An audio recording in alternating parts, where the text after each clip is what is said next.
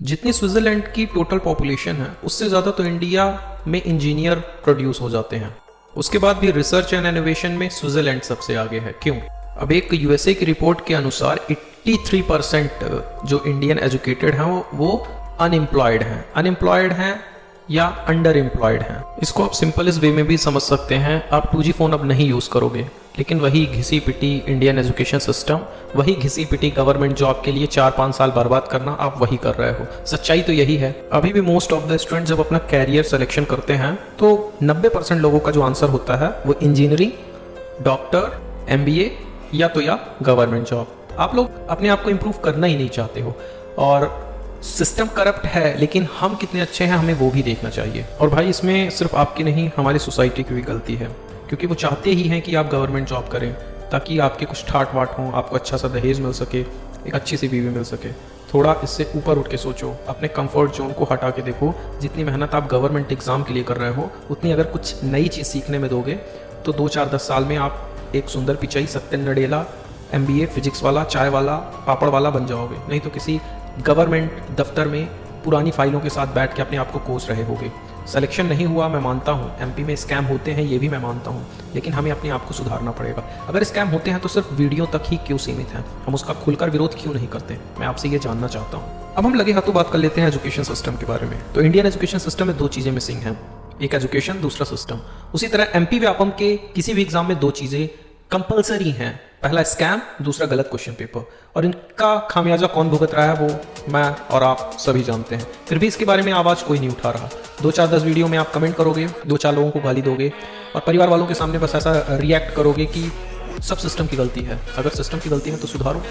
अब भाई वो टाइम आ गया है, इंजीनियरिंग कंप्लीट हो चुकी है, आप अपना पर्पस फाइंड आउट करो। जिस दिन आपका पर्पस आपको मिल गया ना, उस दिन आपको ये छोटी मोटी गवर्नमेंट जॉब्स के लिए अपने 4-5-10 साल बर्बाद करने की जरूरत नहीं पड़ेगी।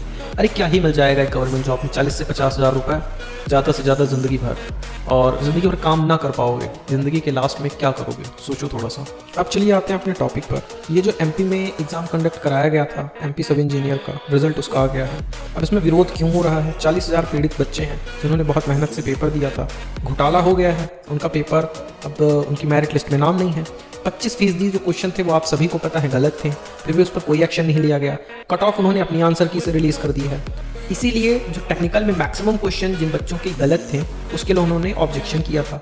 अब ऑब्जेक्शन का कोई उनको सस्टेन मिला नहीं तो कुछ धरना प्रदर्शन करने की बात कर रहे हैं, और जो क्वेश्चन ओरिजिनलिटी में सही थे उनको डिलीट कर दिया गया। अब ये सब सिस्टम की गलती है। हाँ, MP व्यापम का जो ऑफिशियल कट ऑफ था मैक्स टू मैक्स 150 मार्क्स जाना चाहिए था, जनरल का, OBC का 140 और ऐसे ही ST/SC का, लेकिन यहाँ कट ऑफ तो ज़्यादा ही हाई चला गया। अब ये हाई कट ऑफ जाने के पीछे क्या रीज़न है वो आप समझ ही रहे होंगे। सीटें बिक गई होंगी, कुछ लोगों ने 20-30 लाख रुपए दे के सिस्टम में 1-2 सीटें खरीद ली होंगी, और ये तो होता ही है। मंत्री और विधायक कोटे से न जाने 10%, 20%, 30% सीटें बिक जाती हैं। मोस्ट ऑफ द कमेंट जो मैंने पढ़े उनमें भी बच्चे परेशान थे।